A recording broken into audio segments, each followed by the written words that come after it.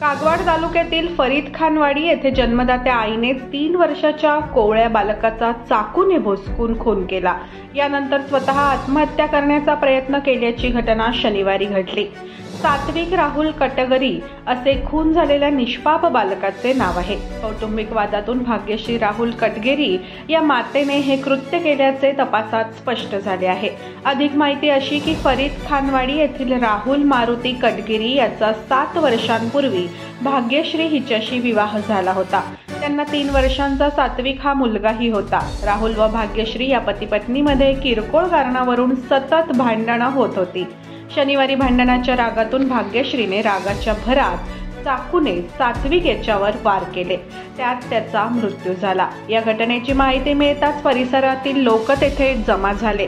त्यांनी भाग्यश्रीला पकडण्याचा प्रयत्न केला तेव्हा तिने आत्महत्या करण्याचा प्रयत्न केला। लोकांनी तिला ताब्यात घेतले।